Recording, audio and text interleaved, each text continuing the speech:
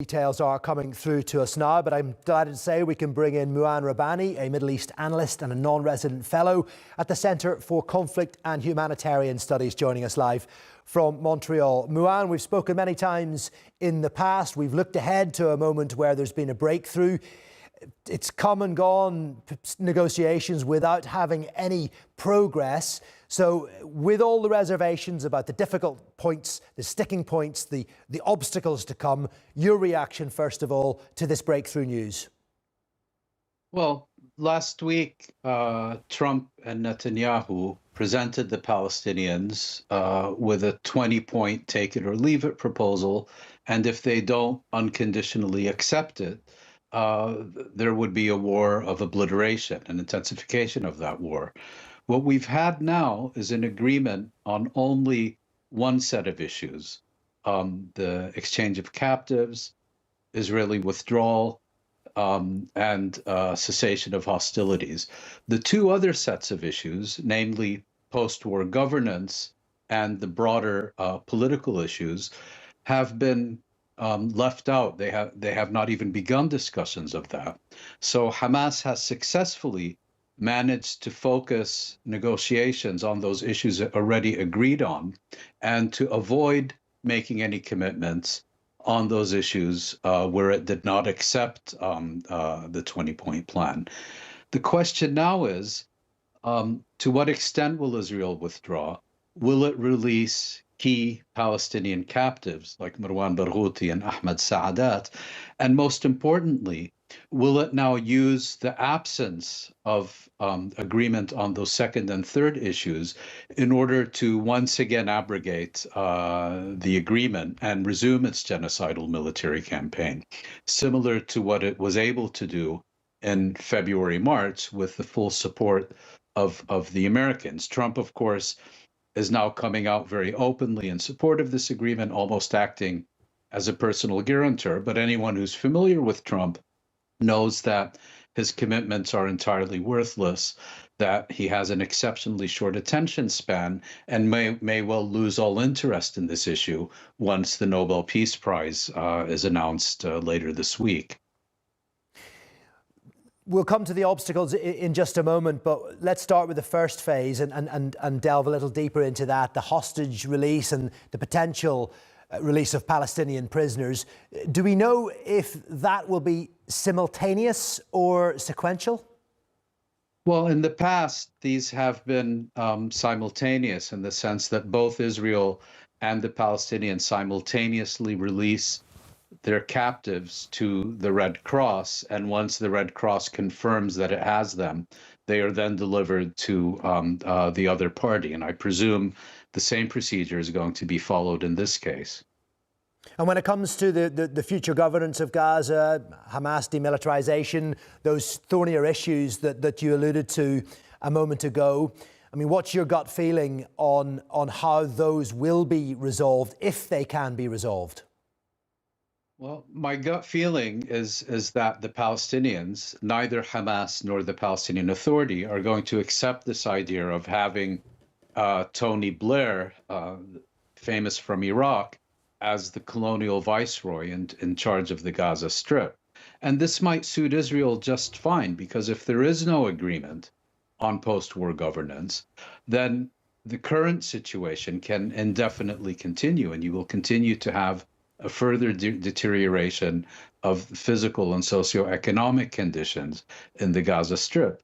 You know, this mechanism that has been agreed for governance might be very important for Tony Blair.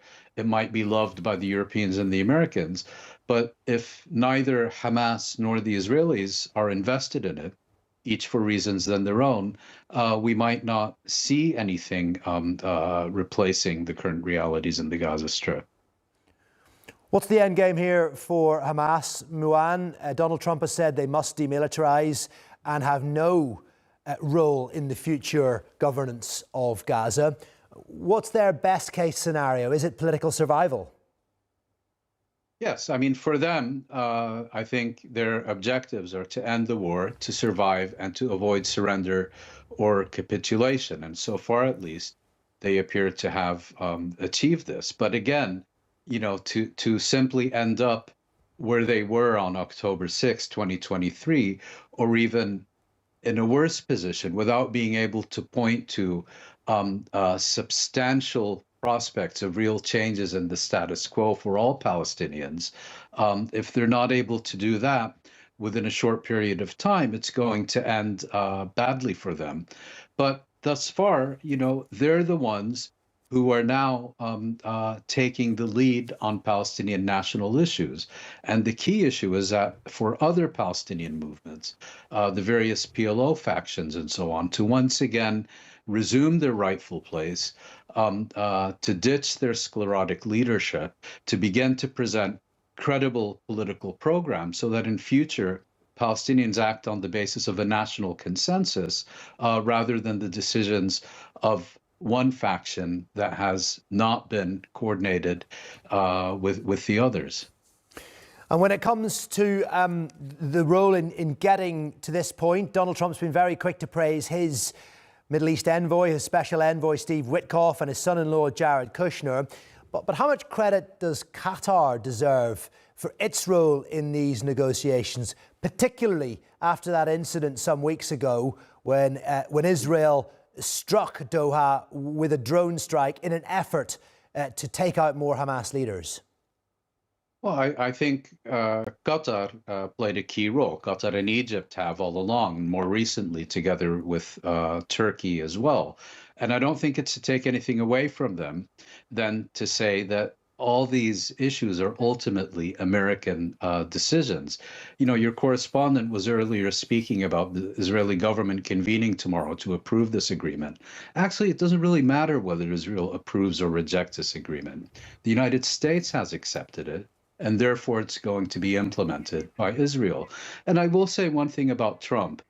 To his credit, he has achieved an agreement that would never have been achieved under Biden. Israel would have said no.